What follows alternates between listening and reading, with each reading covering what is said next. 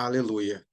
Shalom, meus irmãos, sejam todos muito bem-vindos à reunião aqui do Tropa de Elite de Jesus. Você que está nos acompanhando aqui na nossa reunião pelo nosso canal do YouTube, seja muito bem-vindo.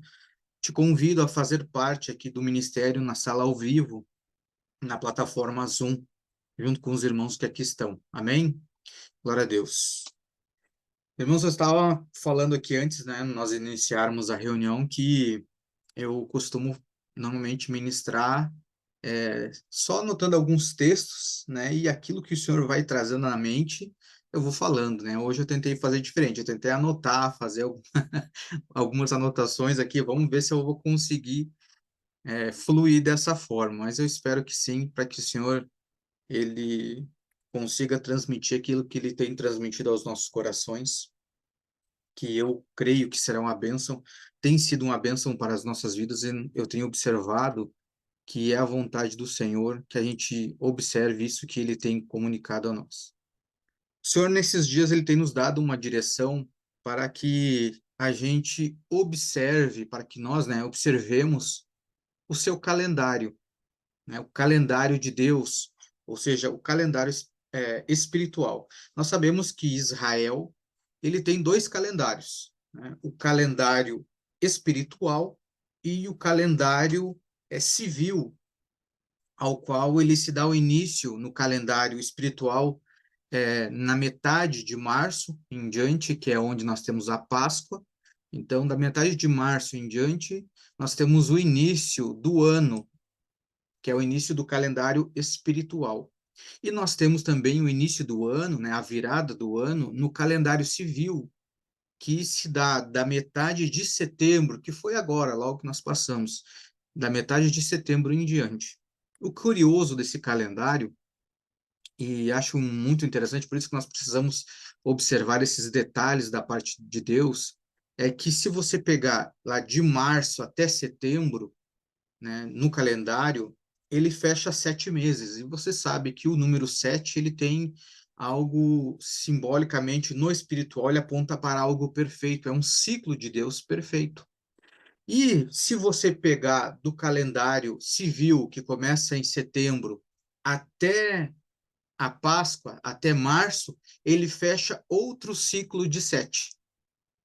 Então, irmãos, isso aqui ele não é algo por o acaso, né? Então, é algo a ser observado.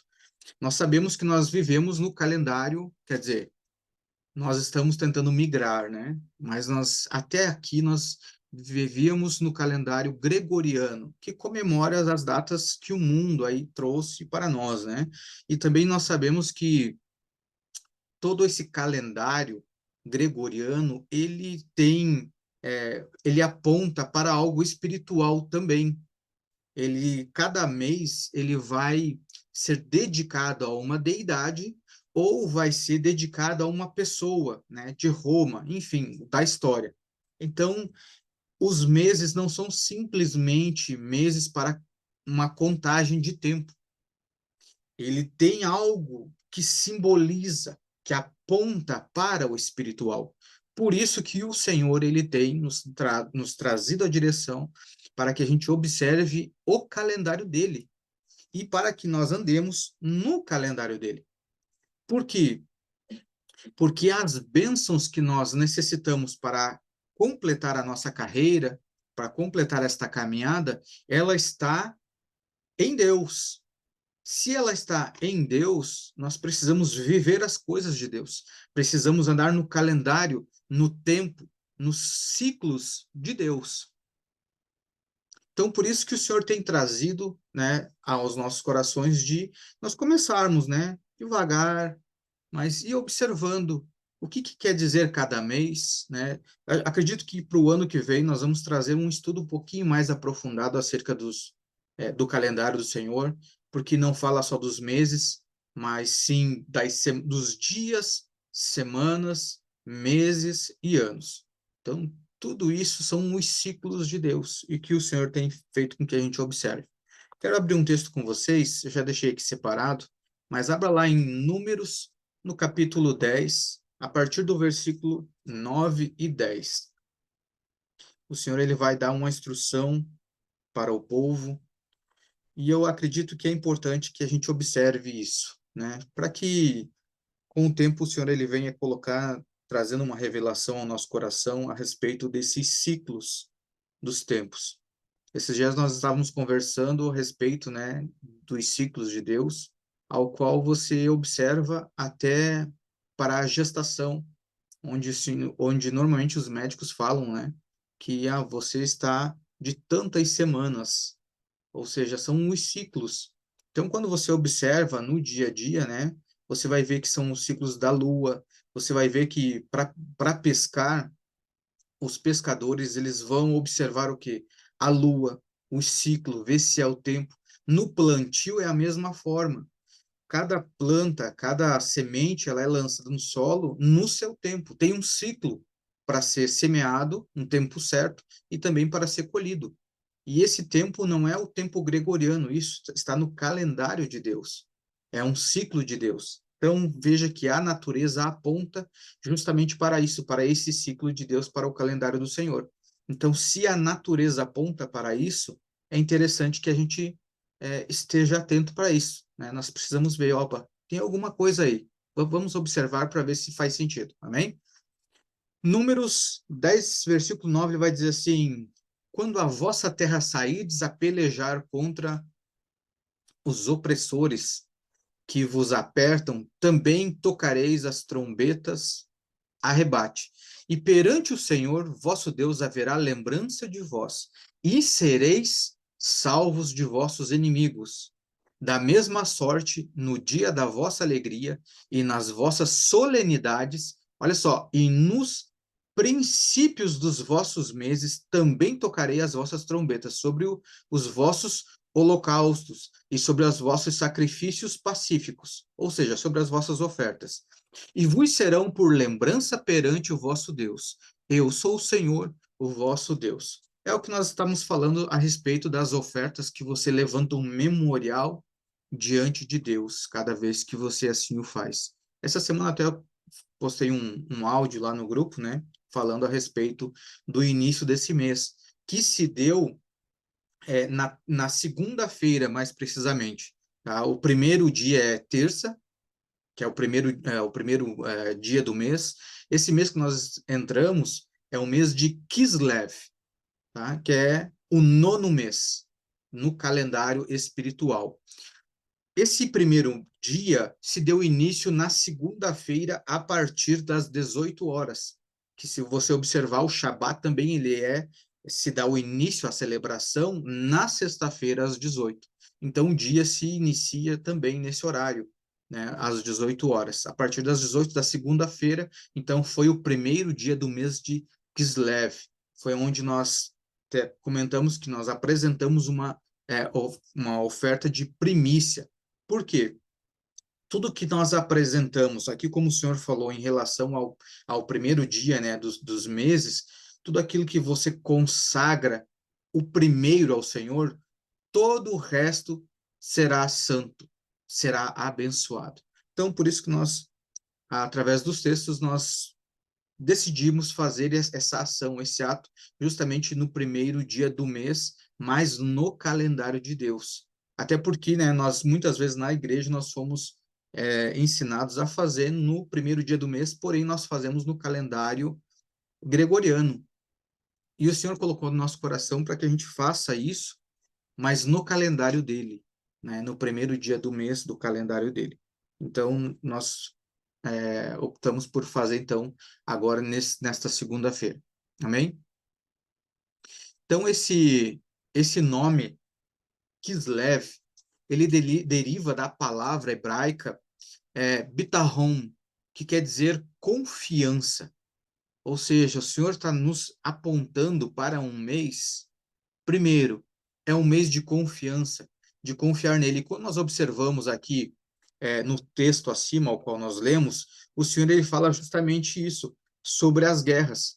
Né? Quando a vossa terra sairdes a pelejar contra os opressores que vos apertam, também tocareis as trombetas a rebate. Perante o Senhor, vosso Deus, haverá lembrança de vós e sereis salvos. Então, o que o Senhor está nos apontando já de início aqui através desses textos? Que sim, esse é um mês que nós teremos batalhas? Sim, é um mês de guerra. É um mês que nós teremos. Porém, por apresentar ao Senhor o primeiro, o consagrado, nós teremos esse memorial diante dele. E o Senhor, ele nos salvará, nos livrará dos nossos inimigos. E depois, mais adiante, nós vamos ver o porquê desse livramento em que o Senhor nos dará. Porque esse livramento ele também tem um propósito. E justamente isso no primeiro dia do mês, amém? E também essa palavra, né, Kislev, ela também simboliza um mês de liberação, ou seja, um mês de milagres, é um mês de revelação, ou seja, de tudo aquilo que está oculto na Torá, ele também é um mês de revelação para as nossas vidas. E nós sabemos também que cada mês nós temos um contexto dos ciclos de Deus, né? Então, esse mês ele traz esse contexto. É um contexto de você confiar, apresentar o primeiro ao Senhor. Por quê? Nós sabemos que é um mês também que nós teremos as nossas batalhas. Ah, de repente as nossas batalhas é contra outros? Não, irmãos. Às vezes as batalhas que nós temos é contra nós mesmos. Porque você confiar no Senhor já é uma batalha que você enfrenta dentro de você mesmo. Mas o Senhor, ele colocou o Espírito dele em nós, justamente para que esse Espírito nos convencesse a perseverar, a continuar confiando no Senhor, mesmo que a minha alma diz assim, eu estou atribulado, eu não vou confiar em Deus. Não, mas o Senhor faz a gente perseverar em confiar nele. E através dessa confiança, dessa entrega ao Senhor, o Senhor nos traz revelação. Então é um mês que tudo aquilo que ainda estava escondido na palavra, o Senhor começa a trazer para fora. O Senhor começa a revelar aos seus filhos. Então é um mês, irmãos, extremamente profético para as nossas vidas. É um mês onde o Senhor ele vai nos dar uma direção, um rumo, um norte para as nossas vidas. E o interessante também é que neste mês, vocês sabem que a maioria dos meses nós temos ofertas não, temos festas. Alguns meses nós contamos algumas festas. E neste mês nós temos uma festa que se inicia no mês, né, de Kislev e vai até o próximo mês, que é a festa do Hanukkah. E como que se deu essa festa? Como que se iniciou essa festa do Hanukkah? 167 a.C., o povo de Israel ele era dominado pelos gregos. E os gregos tomaram o templo e eles fizeram do templo um templo pagão. Colocaram lá os seus deuses. E Israel, por sua vez, eles não tinham treinamento, eles não eram um exército grande, eles não estavam com um exército formado para batalhar contra, mas milagrosamente, o exército de Israel prevaleceu contra os gregos. Venceram os gregos na batalha. E eles tomaram novamente o templo. Para poder agora utilizar novamente o templo, precisava fazer o quê? A purificação do templo. Então, esse mês também, anotem aí, ele aponta para quê? Um mês de purificação, justamente por essa festa. E aí, o que que eles fazem? Não sei se vocês já ouviram falar que nós temos a menorá, que é aquele candelabro que são 7 hastes. Porém, aqui no Hanukkah, nós temos um candelabro com 9 hastes. E se você depois procurar na internet, você vai observar que das 9, uma delas fica solta. Ela é móvel. Por quê? Aquela ali é que você vai usar para acender as outras 8. Então, nessa festa, é acendida uma vela a cada dia. Só que lá no templo, quando eles foram purificar o templo, e eles foram acender esse candelabro, você vai observar que, pelos textos, que eles só tinham o azeite, né, que eles extraíam da oliva, para um dia, para queimar a lâmpada, manter ela acesa um dia. O problema é que, para você extrair mais azeite, demoraria 8 dias. para eles extraírem novamente o azeite. Só que mesmo assim eles decidiram, não, vamos manter acesa, mesmo que seja por um dia, nós vamos usar esse azeite que nós temos para manter um dia. E eles usaram esse azeite por esse um dia. No dia seguinte, ela se manteve acesa. E no outro dia, novamente. E no dia seguinte, novamente. Até os 8 dias. Ou seja, o que que isso nos aponta? Agora, para algo espiritual. A provisão do Espírito para as nossas vidas nesse tempo. Ou seja, o sobejar do azeite, a multiplicação do azeite, o sobrenatural. Claro que, irmãos, nós podemos falar, trazer isso para o natural, sim, mas veja que as riquezas naturais, primeiro, ela tem que ser gerada no espiritual.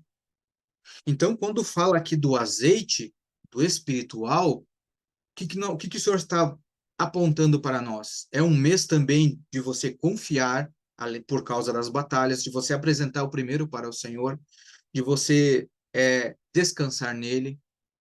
É um mês de revelação para a sua vida e é um mês de transbordar do Espírito, ou seja, de riqueza espiritual.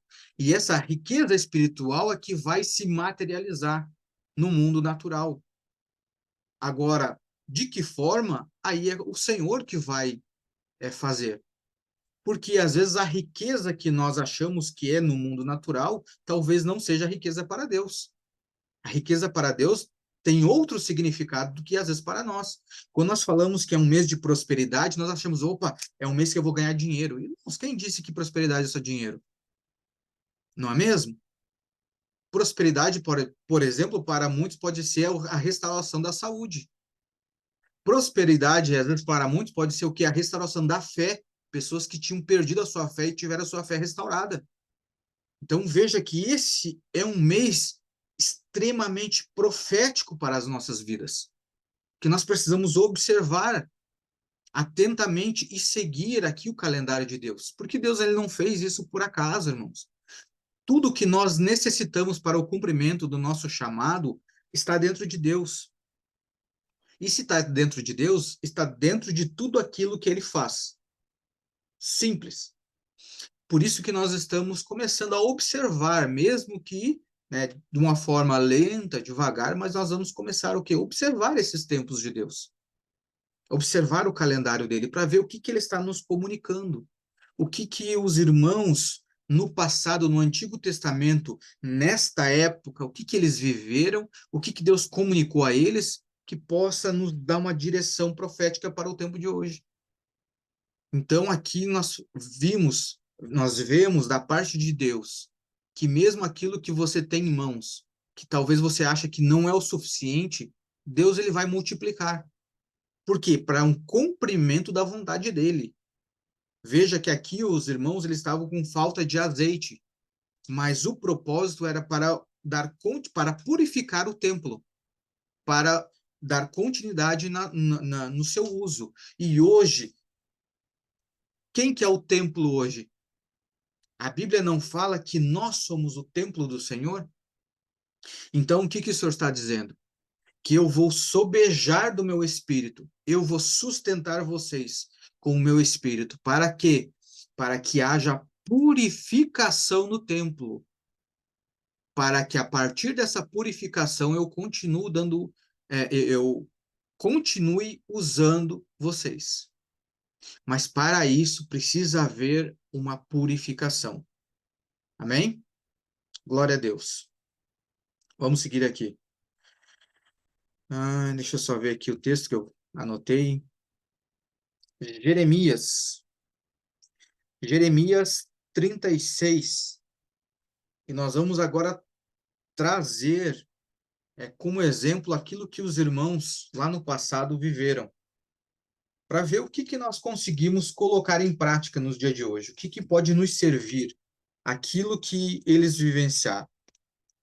Jeremias 36, a partir do 1, ele vai dizer assim: no 4º ano de Jeoaquim, filho de Josias, rei de Judá, veio a palavra do Senhor a Jeremias, dizendo: toma um rolo, um livro, e escreve nele todas as palavras que te falei que te falei contra Israel, contra Judá e contra todas as nações, desde o dia em que te falei, desde os dias de Josias até hoje. Versículo 3. Talvez ouçam os da casa de Judá todo o mal que eu intento fazer-lhes e venham a converter-se, cada um ao seu mau caminho. E eu lhes perdoe a iniquidade e o seu pecado. Então Jeremias chamou a Baruque, filho de Nerias, escreveu Baruque no rolo, segundo o que ditou Jeremias, todas as palavras que o Senhor havia revelado. Jeremias ordenou a Baruque, dizendo: Estou encarcerado, não posso entrar na casa do Senhor. Então, pois tu e do rolo que escreveste, segundo o que eu ditei, lê todas as palavras do Senhor diante do povo, na casa do Senhor, no dia de jejum. E também as lerás diante de todos os de Judá, que vêm das suas cidades. Pode ser que as suas humildes súplicas sejam bem acolhidas pelo Senhor e cada um se converterá do seu mau caminho, porque grande é a ira e o furor que o Senhor tem manifestado contra este povo. E fez Baruque, filho de Nerias, segundo tudo quanto lhe havia ordenado Jeremias, o profeta, e leu naquele livro as palavras do Senhor na casa do Senhor. No 5º ano de Jeoaquim, filho de Josias, rei de Judá, olha só, no mês 9º, que no calendário do Senhor é justamente esse mês, apregoaram jejum diante do Senhor e todo o povo em Jerusalém, como também a todo o povo que vinha das cidades de Judá a Jerusalém. Leu, pois, Baruque naquele livro as palavras de Jeremias na casa do Senhor, na câmara de Gemarias, filhos de Safã, escriba, no átrio superior, à entrada da porta nova da casa do Senhor, diante de todo o povo. Então, aqui que o Senhor está trazendo uma direção, que justamente nesse mês, ele dá uma direção para o profeta. Se você observar, irmãos, isso aqui não era algo da lei. Esse aqui não foi um texto trazido de Moisés, que o Senhor pediu, ó, Jeremias, você pegue um texto lá de Moisés, né, e leia para o povo. Não, foi uma instrução diretamente para o profeta. Ou seja, foi uma palavra profética para o povo de Israel, para o povo se converter. Então, irmãos, esse mês também o que aponta? É um tempo de conversão. Por isso que ele fala em relação à purificação. Essa purificação nada mais é do que você se converter, deixar os maus caminhos. E através dos textos ao qual o profeta ele traz ao povo, ou seja, através da revelação que o Senhor tem, como o Senhor falou, que os segredos, as revelações da Torá, através dos textos, o conhecimento que te é chegado, se essas humildes súplicas você atender, você atentar, você vai se converter dos seus maus caminhos. E o que é necessário para você se converter? O Espírito, porque é ele que nos convence do juízo e do pecado. Ou seja, o Senhor ele está te fornecendo e sobejando sobre a sua vida o Espírito. Então isso não está te faltando. Isso já é prosperidade. Então aquilo que você necessita para você mudar a rota, ou para você limpar a sua iniquidade, ou você se purificar, Deus está provendo. E se você se atentar para isso, você vai mudar a rota. Então este é o tempo. Este é o mês. Este é um mês para que a gente observe essas coisas. Amém? Vamos observar outro texto ao qual o Senhor também fala ao povo, que está lá em Ageu, livro do profeta Ageu, capítulo 2, a partir do versículo 10. O Senhor vai dizer assim: ao 24º dia do mês, nono, olha só, novamente, ao 24º dia do mês nono, ou seja, este mês que nós iniciamos, no 2º ano de Dário, veio a palavra do Senhor por intermédio do profeta Ageu, dizendo: assim diz o Senhor dos Exércitos, pergunta agora aos sacerdotes a respeito da lei. olha só, a respeito da lei. Se alguém leva carne santa na orla de sua veste, e ela vier a tocar no pão, ou no cozinhado, ou no vinho, ou no azeite, ou em qualquer outro mantimento, ficará isto santificado? Responderam os sacerdotes: não. O que ele está dizendo aqui? Pode ser transferida a santidade? Eles disseram: não. Versículo 13. Então perguntou Ageu: se alguém que se tinha tornado impuro pelo contato com o corpo morto tocar alguma dessas coisas, ficará ela imunda? Responderam os sacerdotes: ficará imunda. Então prosseguiu Ageu: assim é este povo, assim está esta nação perante mim, diz o Senhor. Assim é toda a obra das suas mãos, e que ali oferecem tudo, que ali oferecem, tudo é imundo. Agora, pois, considerai tudo o que está acontecendo desde aquele dia. Antes, antes de pordes pedra sobre pedra no templo do Senhor, antes daquele tempo, alguém vinha a um monte e 20 de 20 medidas, e havia somente 10. Vinha ao lagar para tirar 50, e havia somente 20. Eu vos feri com queimaduras, e com ferrugem, e com saraiva, e toda a obra das vossas mãos. E não houve entre vós quem voltasse para mim, diz o Senhor. Considerai, eu vos rogo, desde esse dia em diante, desde o 24º dia do mês nono, desde o dia em que se fundou o templo do Senhor, considerai nestas coisas. Já não há semente no celeiro. Além disso, a videira, a figueira, a romeira, a oliveira não têm dado seus frutos, mas deste em dia vos abençoarei. O que o Senhor está dizendo aqui para nós? Que a santidade, ela não é transferida. Ou seja, nós estamos em Cristo, amém? E nós temos essa possibilidade agora para entrar no Santo dos Santos, no santo lugar, para se achegar na presença de Deus. Mas o fato de nós termos essa porta aberta, esse caminho, não significa que agora nós ainda estamos em santidade.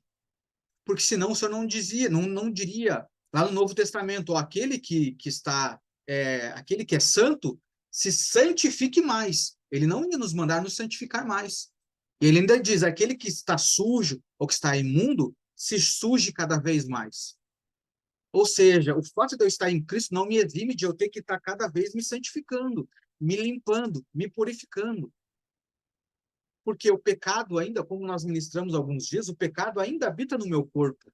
Então, se o pecado ainda habita no meu corpo, eu preciso continuamente me limpar, me santificar. E é isso que está dizendo. O Senhor está falando aqui que o povo está vindo me trazer ofertas, mas essas obras são imundas. Tudo que eles estão ali é imundo.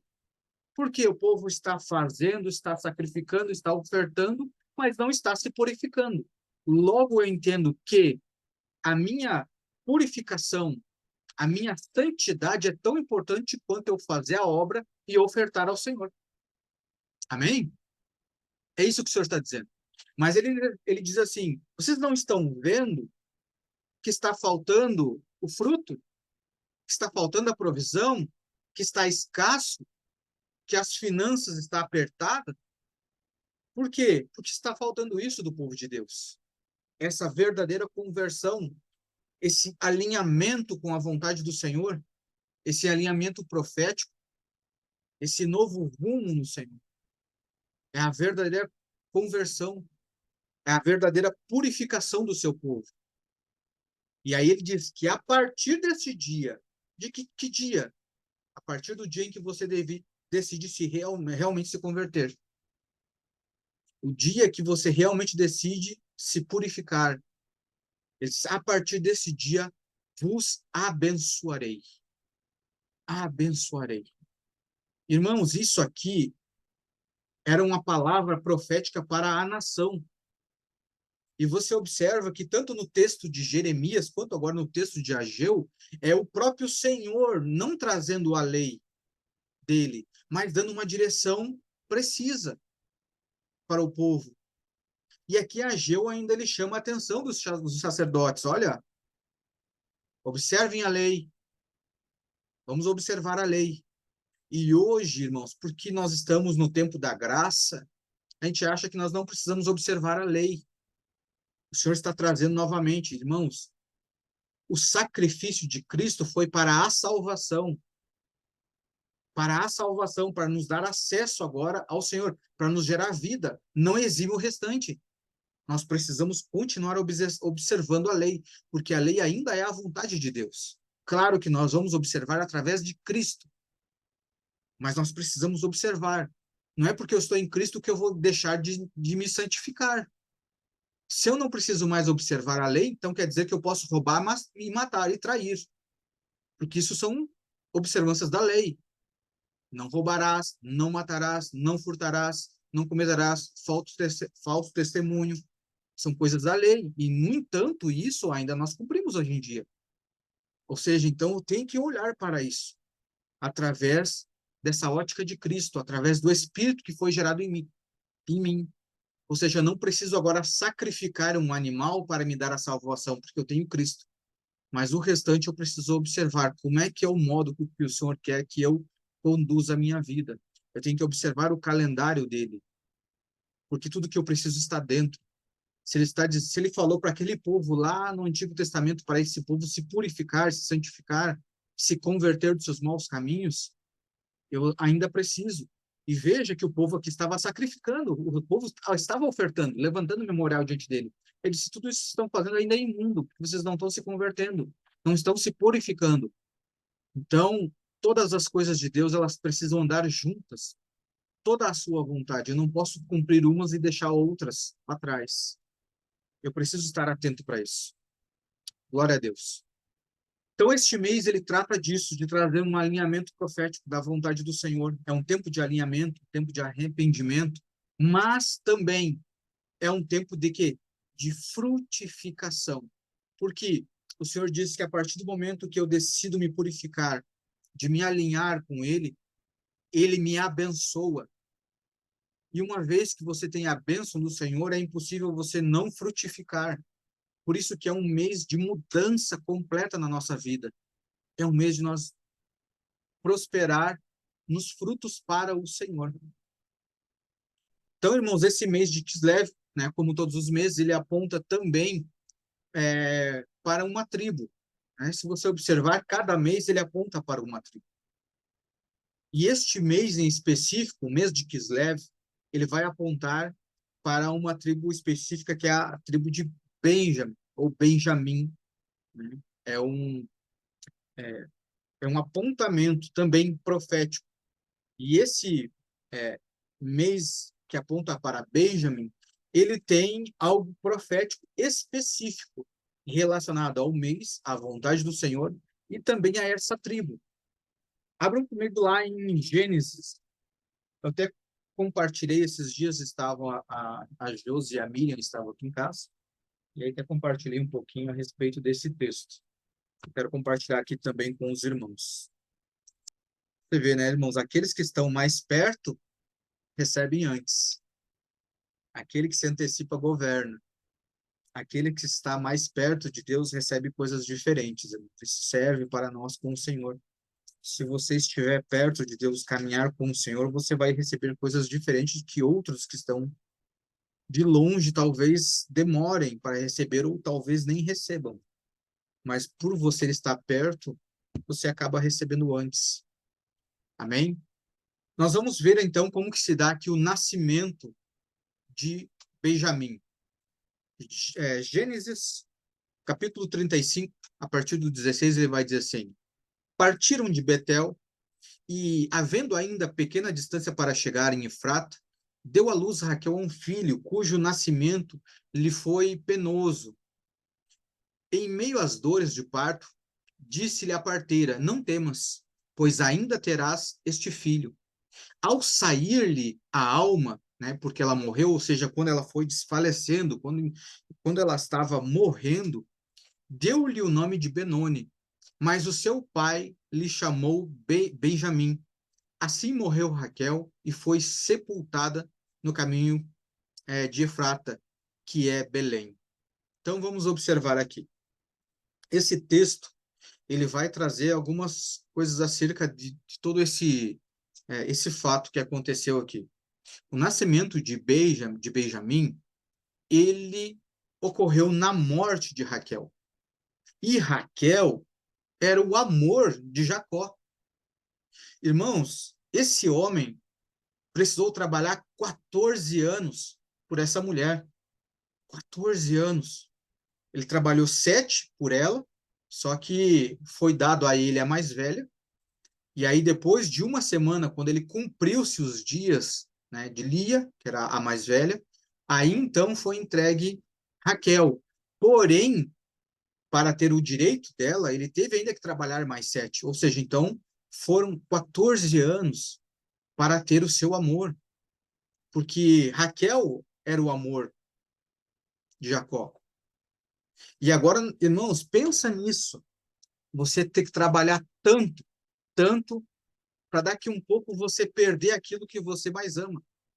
Porque Jacó esperava o nascimento desse filho, Benjamim. Veja que ele batalhou tanto, lutou tanto, passou por tantas coisas, teve que enfrentar, inclusive, o seu irmão no retorno. E na esperança daquilo que ele almejava, que era seu filho, ele já tinha José, né? Veja só, ele teve Raquel e ela gerou apenas 2 filhos. Tudo aquilo que ele esperava gerou 2 filhos.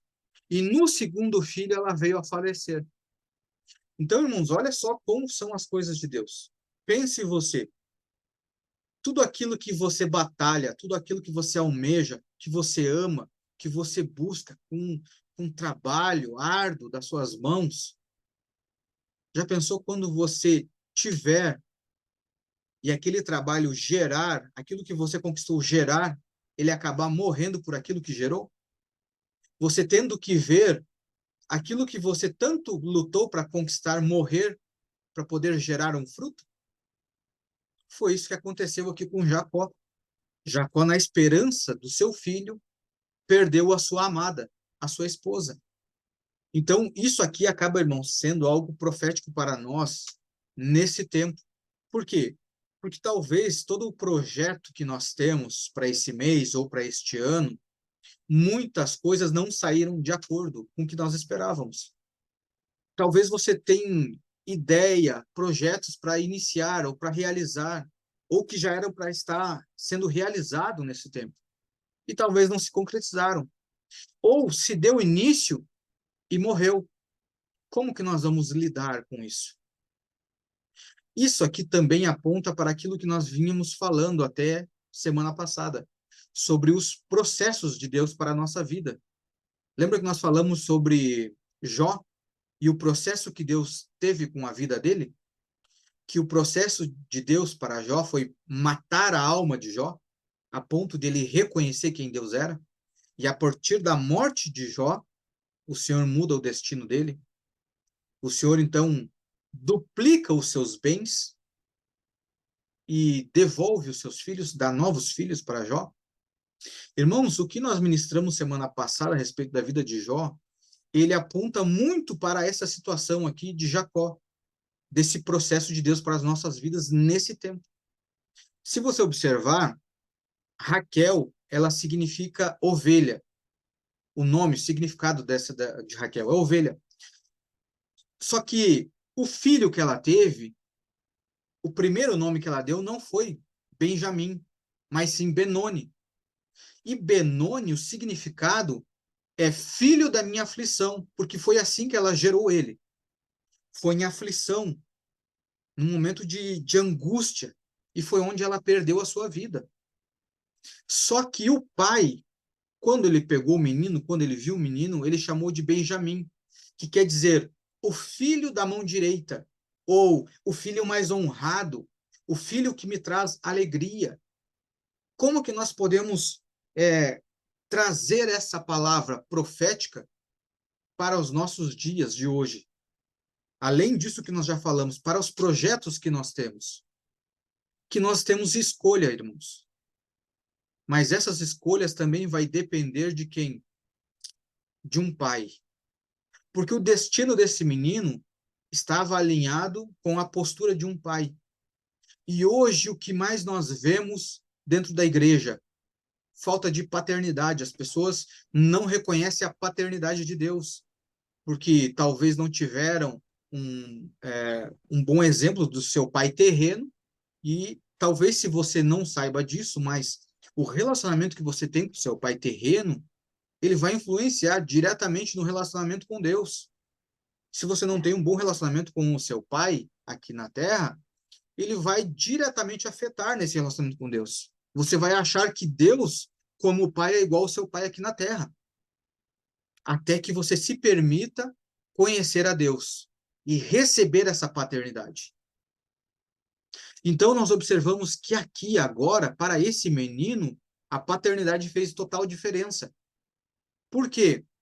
Porque ele poderia crescer como um filho de aflição, ao qual nós vemos muito crentes vivendo dessa forma.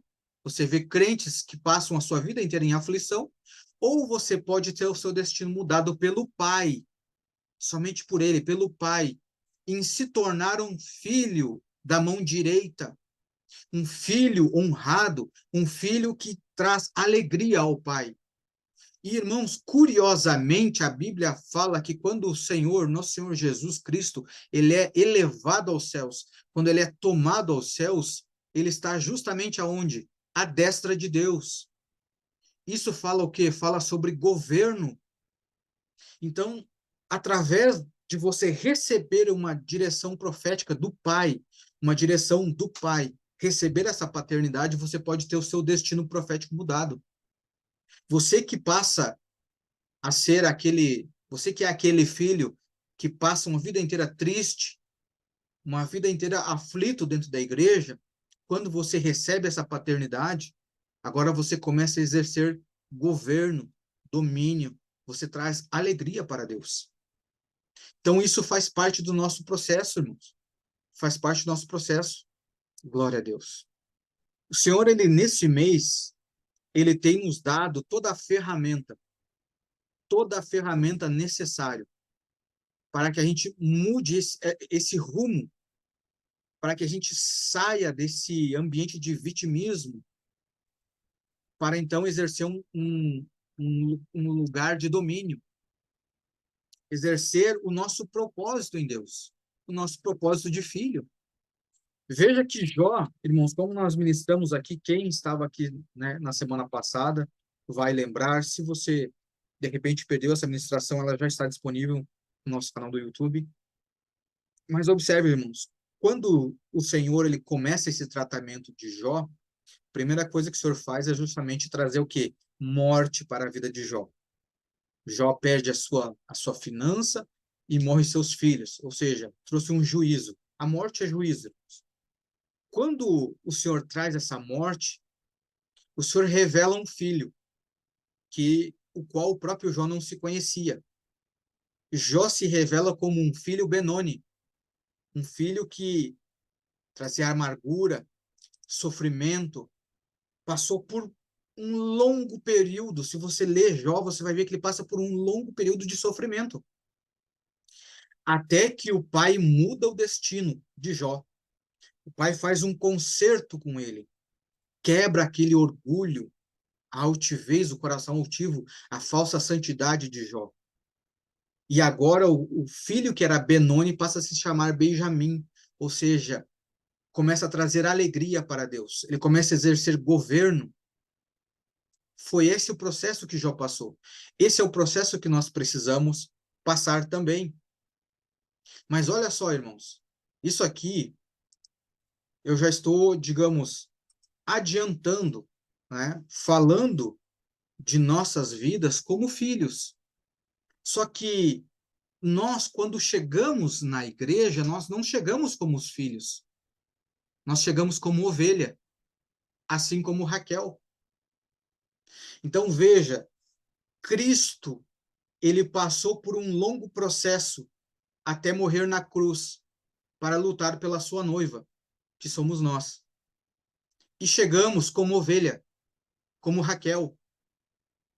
Só que agora, para nós gerarmos, precisamos morrer como ovelha. Porque, irmãos, quando nós observamos o tabernáculo, como nós trouxemos já em alguns ensinos aqui, se você observar o tabernáculo, você vai ver que nós temos as três partes, né? O átrio, que é a primeira parte, a entrada da tenda, você tem o pátio, né? O átrio, você tem o lugar santo e o Santo dos Santos, ou o Santíssimo Lugar. Então, quando você chega no átrio, qual é a primeira coisa que você enxerga? O altar de holocausto. Ou seja, sacrifício, irmãos. Sacrifício. Por isso que quando nós entregamos a nossa vida para Cristo e nós viemos para a igreja, nós costumamos dizer assim, meu Deus, agora que eu entreguei minha vida para Cristo, parece que está mais difícil. Por quê?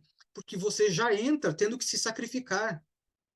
Porque a vida em Cristo fala disso, fala de sacrifício, a primeira coisa.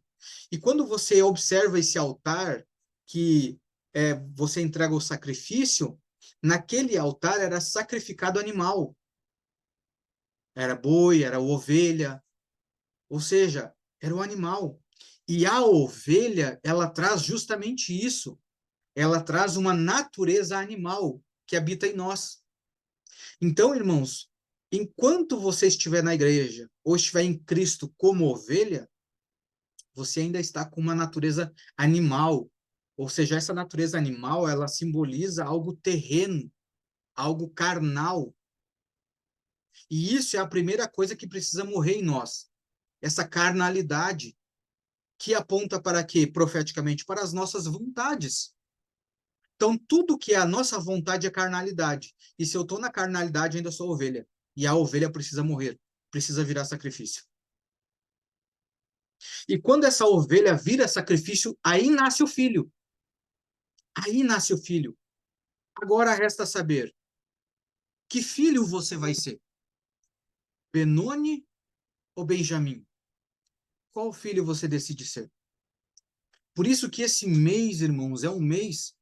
Eu espero que o Senhor ele coloque no coração de vocês a importância desse mês. Porque, irmãos, nós ficamos esperando no calendário gregoriano para uma virada de chave. Nós esperamos a virada de dezembro para janeiro, para ir lá colocar uma roupa branca, para ir lá pular 7 ondas, para dizer assim, não, em janeiro eu vou virar a chave, eu vou começar tudo de novo, eu vou fazer algo novo. Irmãos, esse é o calendário gregoriano do mundo, mas nós estamos no calendário de Deus. Então, a virada de chave é agora, é neste mês, é agora. Mas para isso, nós precisamos transformar a nossa mente e andar em conformidade com toda a vontade de Deus. Eu não posso simplesmente ofertar ao Senhor e não matar minha carne, e não me purificar. E, irmãos, a purificação do nosso ser fala também em separação, ou seja, me separar das coisas do mundo. Eu tenho que separar dessas coisas do mundo. Nós já havíamos falando, já meses atrás. Enquanto o povo está celebrando Halloween, celebrando outras festas do mundo, nós estamos celebrando as coisas de Deus, aquilo que o Senhor nos deixa nas Escrituras. Enquanto o povo do mundo está indo em festa do mundo, nós estamos indo nas festas de Deus, celebrando as festas de Deus.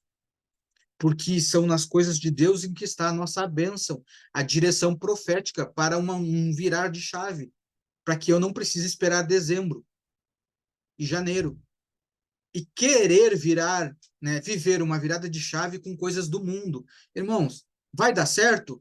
Não vai dar. Eu estou com um pé lá no templo, estou com um pé em Cristo e estou com outro pé no mundo. Isso não dá tempo, não dá certo.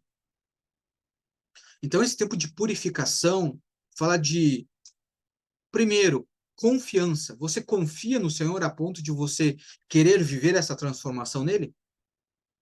Tem que confiar, irmãos. Tem que confiar. Você tem confia no Senhor para subir no altar de holocausto e morrer como ovelha para ser gerado um filho? Tem que confiar, porque a provisão do Senhor já vem. Ele te dá azeite suficiente para te manter todo o tempo aceso, para que você não faça parte mais das virgens loucas, nécias, ao qual não foram prudentes para guardar o seu azeite.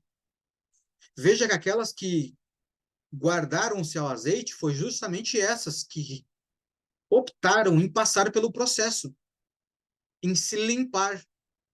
Ou seja, você pode ser noiva, mas o seu azeite pode faltar se você não se limpar, se você não se purificar, não se santificar, não se separar do resto do mundo.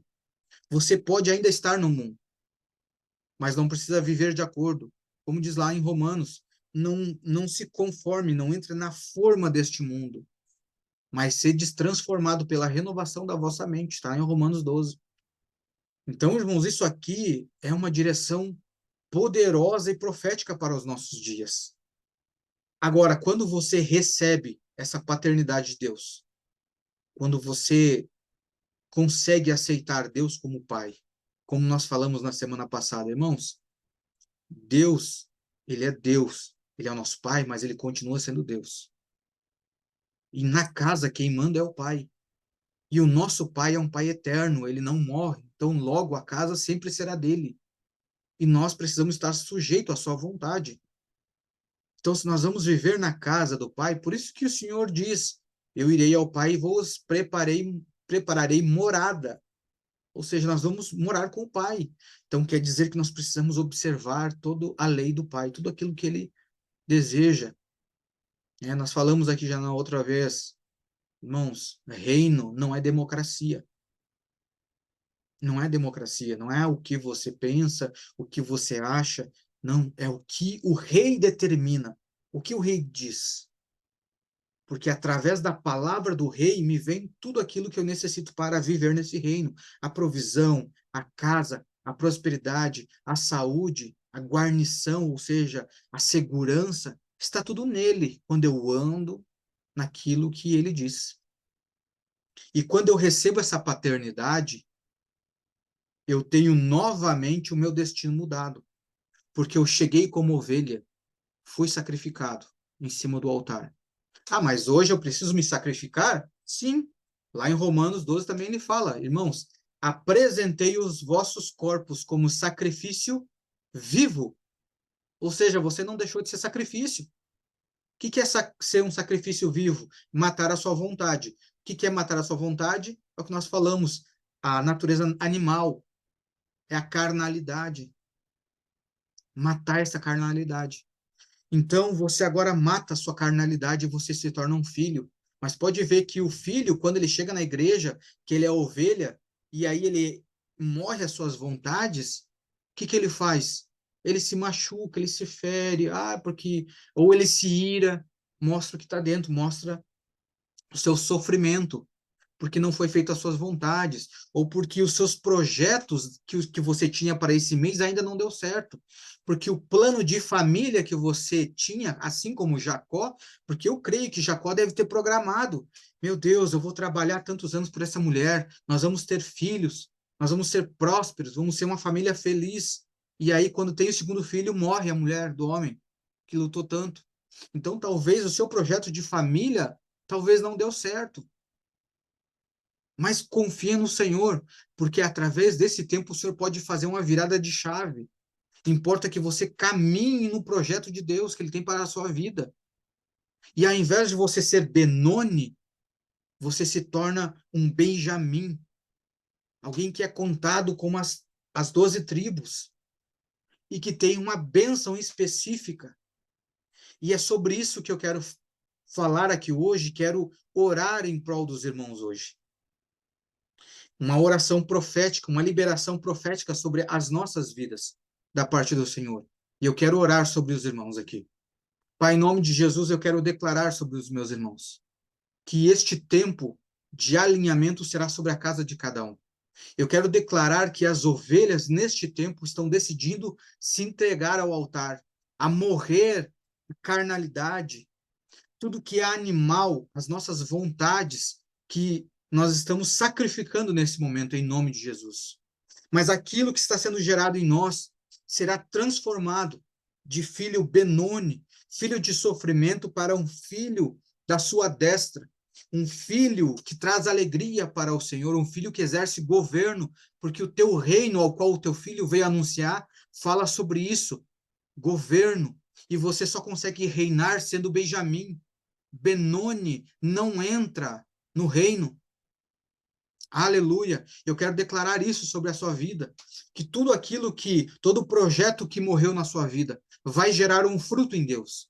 Toda a provisão necessária para que você continue nesse caminho, que você vai obter em Deus. Eu quero declarar que a tua confiança está em Deus, que você se apega em Deus, não como Jó, que se apegava à sua integridade, mas você se apega em Deus, a sua confiança está em Deus, a tua prosperidade está no Senhor, a tua felicidade está no Senhor.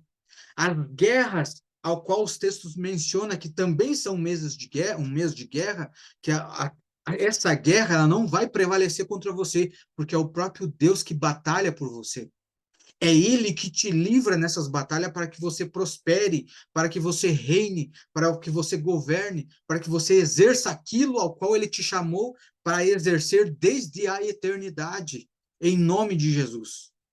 E eu quero finalizar aqui, irmão, essa ministração com uma palavra profética acerca de José em relação a Benjamim. Porque José, ele também aponta uma tipologia de Cristo, o nosso irmão mais velho, qual morreu por nós. Só que nesta morte, ele ressuscitou e exerce governo hoje também. Por isso que ele vem dizer aqui,